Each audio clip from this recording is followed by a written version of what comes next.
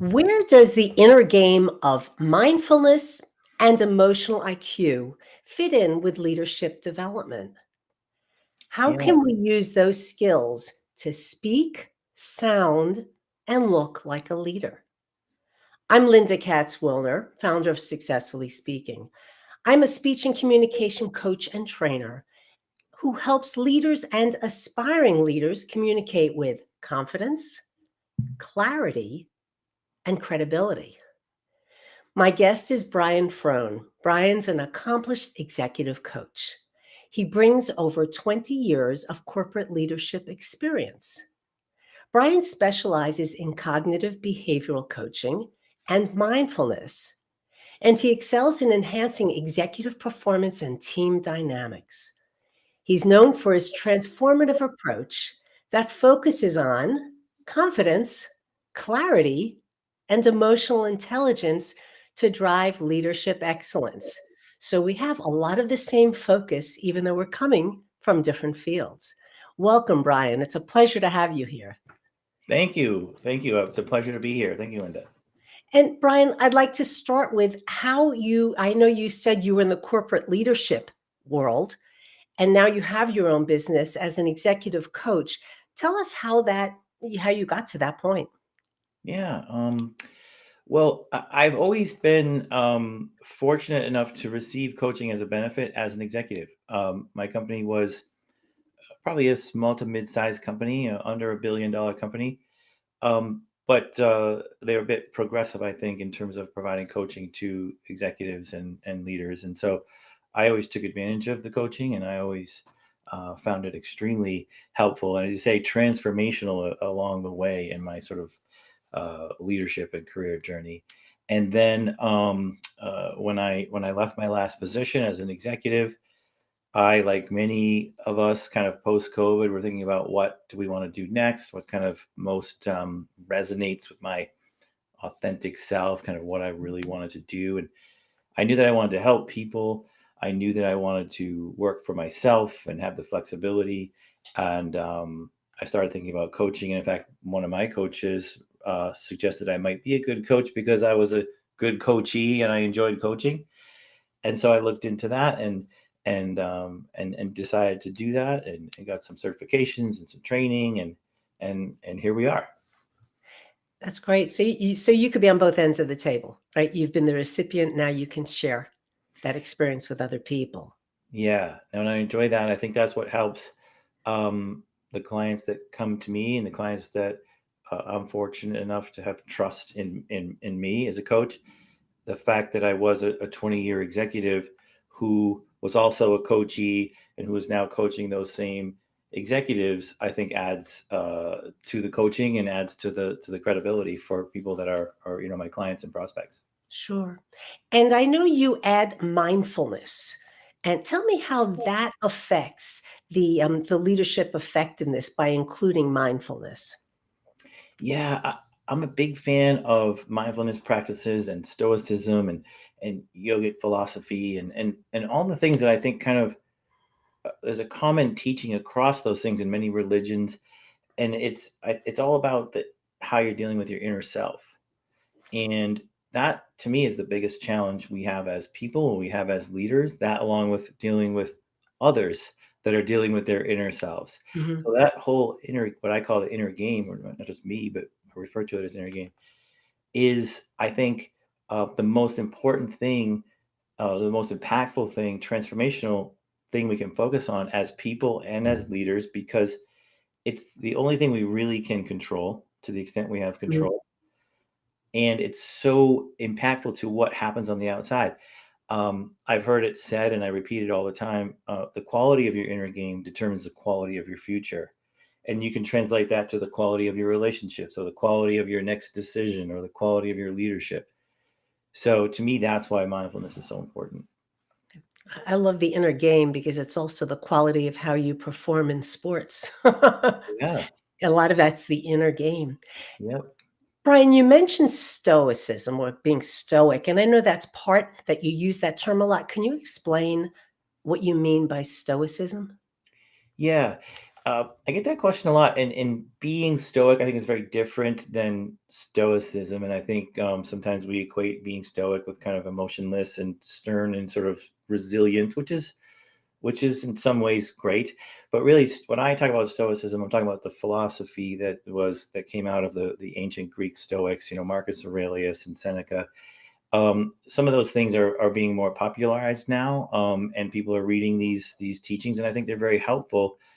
And as I mentioned, the teachings of Stoicism, I think, quite a bit overlap with the teachings of many religions and Buddhism and Christianity and yogic philosophy, and really for me, it's just very accessible to me. I think it just makes sense, and it's just all about, again, controlling what you can control, which is very little, pretty much yourself, what you do. And we can't control our thoughts and emotions, but we can figure out how we can best work with those things, and how we can think about those thoughts and emotions, and then therefore controlling how we behave and how we respond, which is I think the main driver of how our life goes, how our leadership goes. Mhm. You mentioned leadership. So now let's talk about leadership or executives today. What do you see as their most common challenges? Yeah, I when I talk to clients and prospects and others, I usually, or certainly lately, have been boiling it down to really just two things. It's really dealing with what's going on up here. We all have thoughts, overthinking, negative thoughts, whatever we're thinking and feeling, which we have to deal with. That would be challenge number one. And challenge number two is other people, and other people either not doing what we want them to do or doing something we don't want them to do. And that's kind of a broad view of the challenges we face as leaders, particularly because we're dealing with people. And if I would take that further into sort of more tangible outcomes of those three problems, I would summarize it's confidence and clarity of decisions, really being clear and confident in what you're doing, managing stress and anxiety. We all have stress and anxiety, Mm, and we carry that into what we're doing. And we know how that distracts us and probably affects the quality of our work and relationships and decisions, but also affects how we take it home and how we interact with our spouse or partners and children mhm, and family. And then relationships and team dynamics. I kind of put those together. How do you get a team of very diverse people, whether they're diverse in the ways that we're looking for diversity, or just diverse in thought, diverse in the kinds of things that their mind and emotions do differently from our thinking and my and emotions doing, and that diversity creating challenges to enhance team performance. mhm. So it's really calm and clarity, stress, anxiety, and team performance as a function of really dealing with what's going on inside ourselves and dealing with others and how they're interacting with the world. So that's your unique approach then on looking at those 3 pillars, is that correct? Or is there something else involved in your unique approach? Well, I think that's really the most common denominator. I don't know if it's unique to me, but the way that I think about it and kind of approach each client, if you will, or someone I'm trying to help, it almost always comes down to how they're dealing with their own internal thinking, or someone else doing or not doing something. And then from there, it goes on. So that could create stress, that could Mhm, affect their communication, that could affect the team dynamics, and it certainly affects relationships. I like to say that relationships are really the key to any leadership position. If you're mhm. figuring out how those relationships can improve, how you're handling those relationships, where your relationships need improvement, that's really the bulk of the work. I do coaching for Georgetown University, and there tend to be younger people. They're not kids, but they're younger than I am, and they're Mhm. embarking on new careers, or they're trying to change careers, and it almost always comes down to relationships in kind of how they're trying to elevate to the executive level, for instance, or manage at the executive level. Mm. Do you have any transformative moments that you remember where this approach has made a big difference for somebody? Yeah, I mean, that's what it's all about. I mean, is having these sometimes small or sometimes larger little insights or transformations, as you're saying, in with my clients, and that's the sort of probably the main goal is to take a situation, a challenge, a goal, and figure out how we can not only operate differently tactically, but also think about it differently, or have it come in and understand what's happening in a little different way, and that happens all the time. I just recently uh, there's a lot of executives that I work with that are in transition. Sometimes, Mhm. CFOs, executives, and you particularly at a certain stage of career, it's difficult to get another executive job. There's only one CFO, for example, in a company, and typically, a highly sought after position. So it's always competitive. And when you're out seeking jobs, which some of my clients are, it's tough because you know why you're not getting to that next round, what's happening. So I have several clients that are in this case, and one particular client was really, I would say pretty frustrated or down about their prospects and why they weren't getting to the next round. And so he hired me to help him figure this out. His goal was to get that job. Mhm. And through some coaching and through some mock interviews and some other processes, he's transformed how his confidence.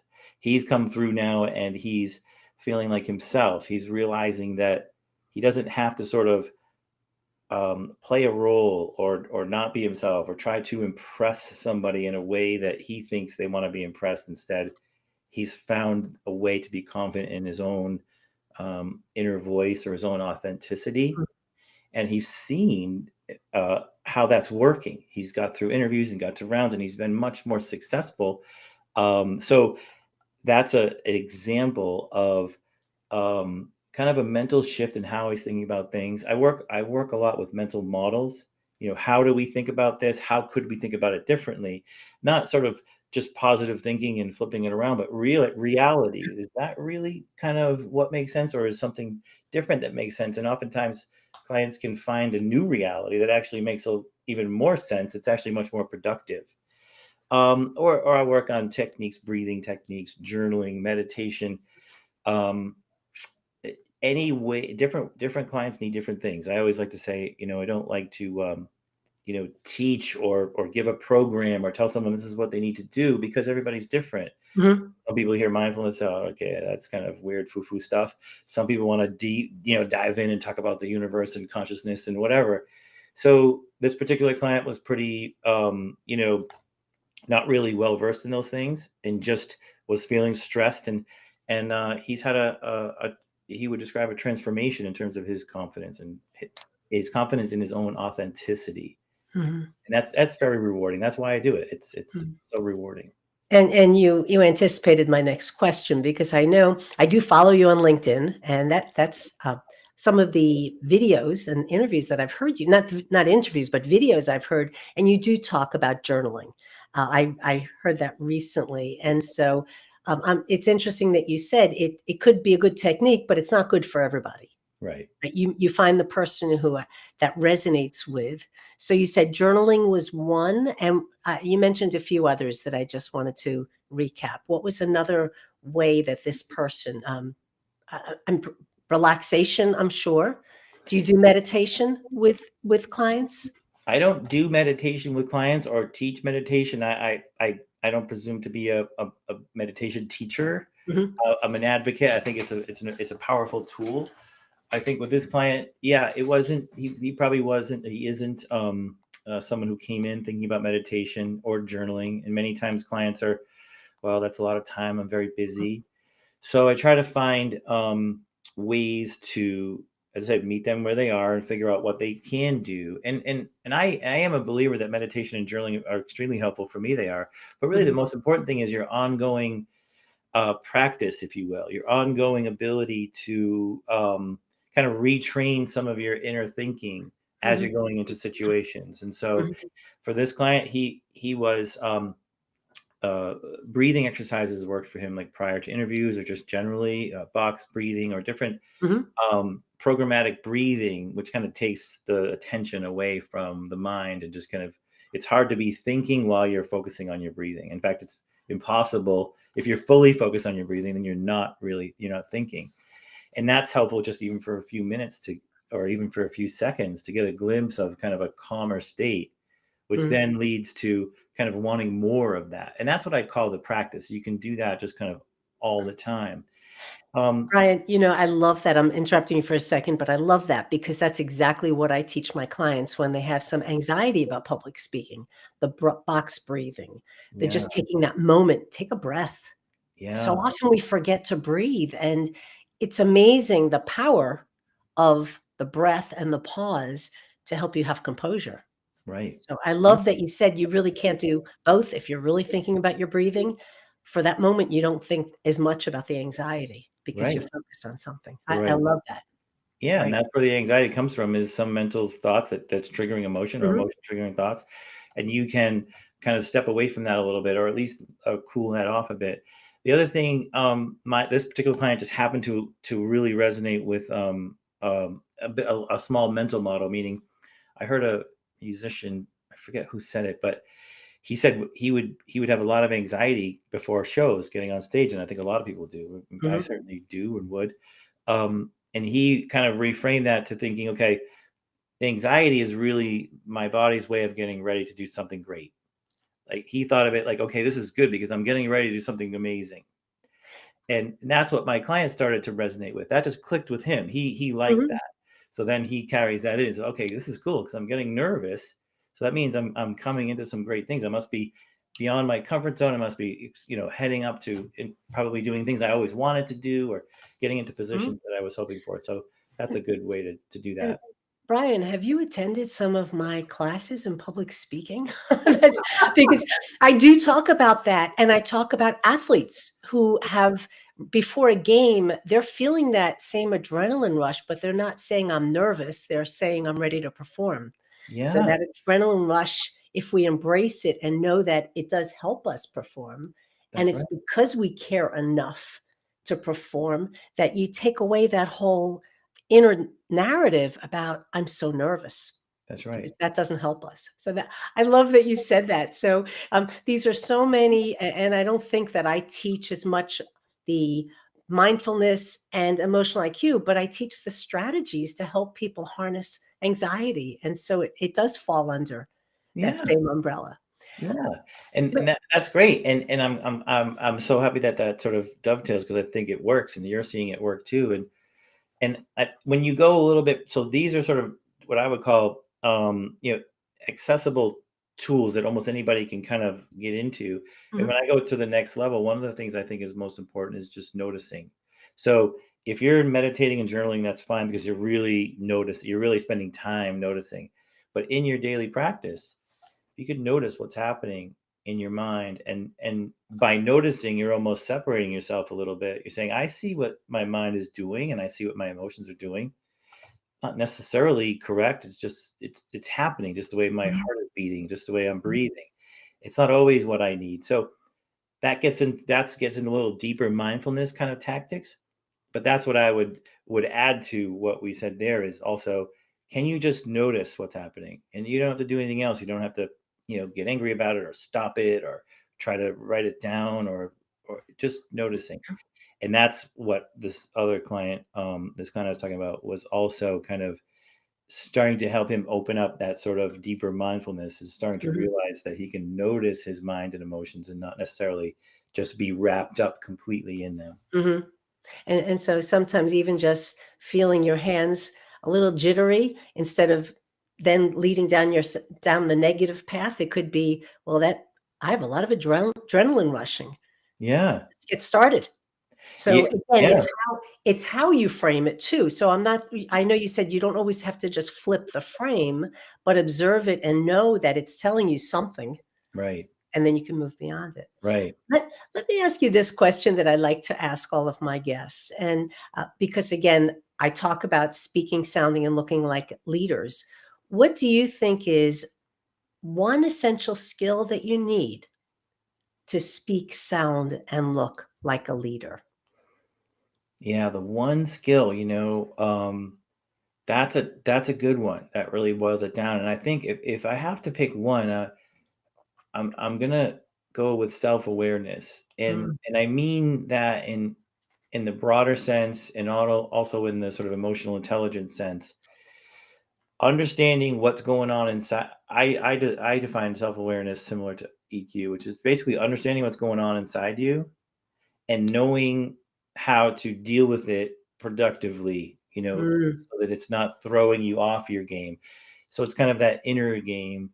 And so yes. I would say that's the start. That's probably the most important. Of course, from then you can get into communication and relationships and Mm, listening, which is probably the next derivation of self-awareness and EQ, is that good listening. But I think that stuff comes from almost naturally, or is opened up by an ever deepening self-awareness. I think you can go as deep the journey through self-awareness can go for your entire lifetime, and the further you go, the more you're going to be able to um, handle what's happening inside you, but also what's happening inside someone else. And maybe they're not as self-aware. Maybe they are mm, been taken over by uh, mental thinking, or negative thinking. Now your self-awareness is even more important, because you've got to be able to prevent yourself from being caught into that, mm, especially as a leader, because a lot of times the people around you, you're leading, and they're looking for you to have you need to have a sort of a higher level of presence and awareness than even in times of stress, when other people are maybe not, mm. in that place. So I would say that self-awareness at a deepening level will then lead the way to all these other skills. That's terrific because it could be the self-awareness that I'm not reacting well to the situation, but I become aware of it instead of just then react, and Right. then it spirals downward. So I love that answer. Brian, how can people get in touch with you? Yeah. My business is called Stoic Executive. So stoicexecutive.com is my website, which certainly is a place there. There's buttons to book a call, a free consultation. I'm on LinkedIn, Brian Frohn. I've Mhm. got a bunch of stuff on LinkedIn in terms of posts, as you mentioned, and Yes. references. And there's a book a meeting call on LinkedIn as well. Or you can email me at brian.frohn@stoicexecutive.com. Well, Brian, thank you so much for sharing this information. And I didn't realize how much we are in alignment with a lot of the things we talked about, be it the mindfulness, the breathing, the helping people learn to breathe better, and changing your thoughts about some anxiety or concerns that you might have. So Yeah. thank you so much. And I know this is just the beginning of many conversations that we'll have. I'm looking forward to it. Thank you, Linda. Appreciate it. Sure.